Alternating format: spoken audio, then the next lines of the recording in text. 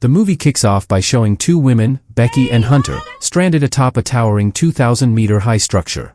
They attempt to call for help, but their phones are useless due to the extreme altitude. What's worse, the tower stands isolated in a vast desert, making it nearly impossible for anyone to spot them. Adding to their nightmare, vultures begin circling and attacking when they doze off. If they fall, it's certain death. The narrative flashes back to a past event where Becky, her boyfriend Dan, and her close friend Hunter are enjoying a rock-climbing adventure. Everything seems fine until Dan discovers a small crevice. He reaches into it for support, but a bird bursts out unexpectedly, startling him. He slips and gets caught in the rope. Despite his effort to swing back to safety and both women trying to pull him up, the rope gives out, and Dan tragically falls. The story jumps ahead 51 weeks later. Becky is still deeply traumatized by Dan's death. She appears emotionally broken, drinks heavily, and shuts herself off. Her father, James, worries about her and encourages her to start living again, but she refuses. One night, she contemplates ending her life with a bottle of pills. At that moment, she gets an unexpected call from Hunter after a long silence. The next day, Hunter visits and talks about climbing the B67 TV tower. She invites Becky to come along, saying it could reignite their sense of adventure. Initially, Becky declines, still caught in grief. But the following morning, after reflecting on memories with Dan, she decides to go in his memory. Soon, they set off toward the tower. On the way, Becky browses through old photos of Hunter. In one, she notices a man's hand on Hunter's shoulder. When she asks about him, Hunter stays silent. Just then, Becky's father tries calling her, but she ignores the call. After a lengthy drive, they arrive at a motel to stay overnight. While dining, Becky finds out Hunter is now a travel vlogger who earns enough to explore new places. Outside, they spot the massive TV tower, reportedly the fourth tallest in the US. The next morning, they hop into the car and resume their journey. Hunter begins recording content for her vlog, introducing viewers to the 2,000-foot tower.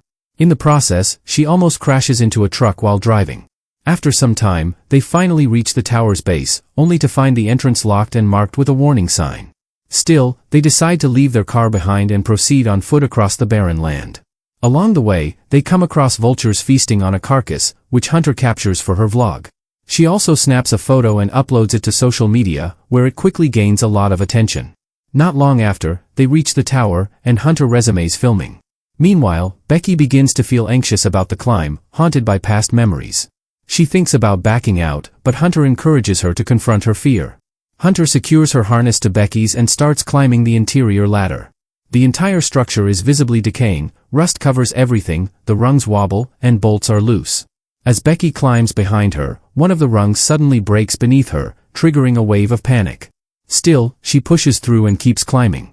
They eventually reach the midpoint, where the surrounding landscape looks miniature, like a model city. They pause briefly for water, then carry on upward.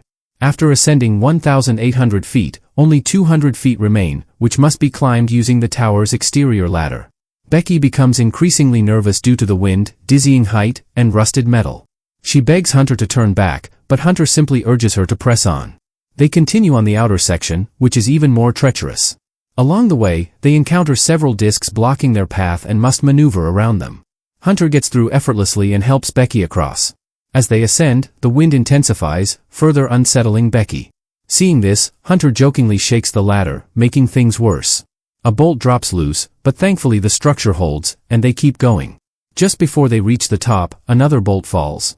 At last, they arrive at the summit and begin snapping photos and videos. But Hunter isn't satisfied. She pulls out her drone for aerial shots. Soon, she hands Becky the controller and dangles herself off the edge for dramatic footage. She then climbs back and urges Becky to do the same. Shocked, Becky refuses, but Hunter insists it will help her conquer her fears. Trusting her, Becky grabs Hunter's hand and gradually lowers herself from the edge. While doing so, Hunter snaps selfies and pulls Becky back up just in time. Afterward, Becky releases Dan's ashes into the wind and bids him a tearful farewell, marking an emotional turning point for them both. They decide it's time to head down, so they fasten their gear, and Becky starts first. But the ladder gives way beneath her, sending her plummeting. Thankfully, Hunter holds the rope and hauls her back up. After surviving the fall, they both burst into uncontrollable laughter. That joy fades fast when they realize the ladder is completely gone. Checking their phones, they find there's no reception. They also see that their backpack, which had food and water, is now lying on one of the tower's discs. Inside the tower, they find a pair of binoculars and a flare gun, but neither offers any help. Becky panics, but Hunter reassures her that the noise of the ladder falling may have alerted someone nearby. She tells Becky to remain calm and hopeful. As they try to figure out a plan, Hunter notices Becky has a deep wound on her leg from the fall, so she removes her shirt and ties it tightly around the injury. Time passes, and Becky starts asking Hunter questions for her vlog. She wants to know why Hunter started filming her adventures. Hunter confesses it was inspired by Dan, which sparks doubt in Becky's mind. Hours later, Hunter checks her phone and remembers uploading the photo of the dead animal earlier. She suspects there might be some signal at a certain height. An idea hits her. She types out a plea for help, ties her phone to a rope, and lowers it down as far as she can, praying it finds a signal and uploads the message. Their plan, however, doesn't succeed. Still holding on to hope, they believe there must be reception near the ground. They decide to drop the phone, hoping the emergency message gets sent. Hunter places her phone inside a shoe, cushioning it with socks and her bra for protection. Then, they toss it down and wait anxiously.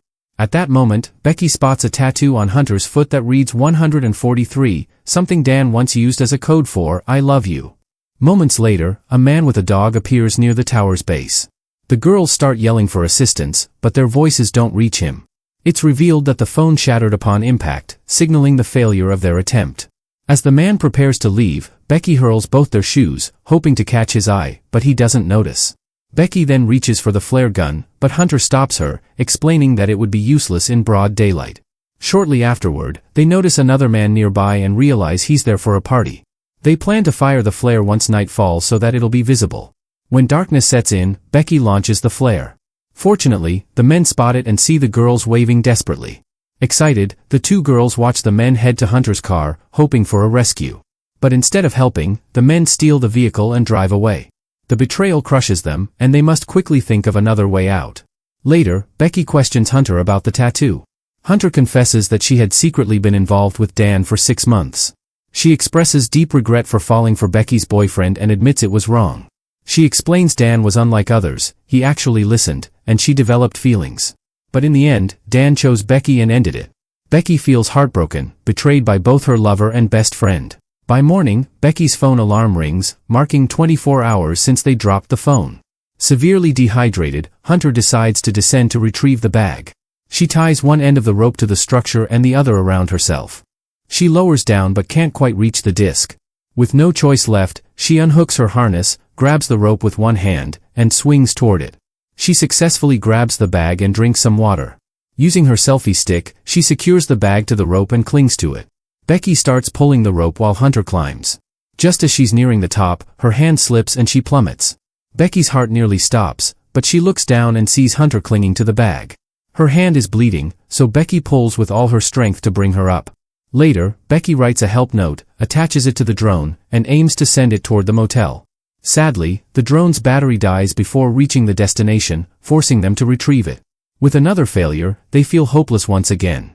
That night, Becky dreams of vultures feeding on Hunter's body. She wakes up in shock, realizing it was just a nightmare. The next day, Becky thinks of using the tower's lights to recharge the drone.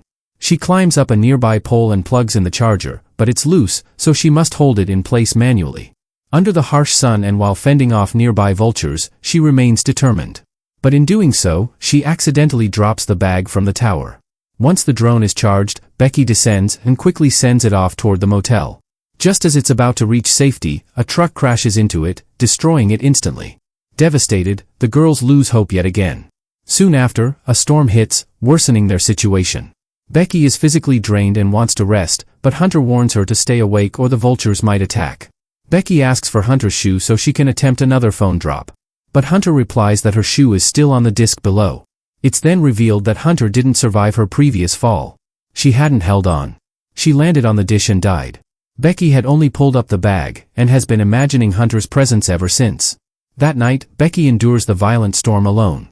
She also records a heartfelt video for her father, expressing her desire to come back home. Meanwhile, James is shown deeply worried about her safety. The following day, a vulture senses Becky's weakness and starts pecking at her injuries. In a sudden burst of strength, Becky grabs the bird and slams its head against the tower's metal, killing it instantly. In a desperate move to stay alive, she consumes some of its meat. Regaining a bit of strength, she secures herself with the rope and lowers down to the disc where Hunter's lifeless body rests.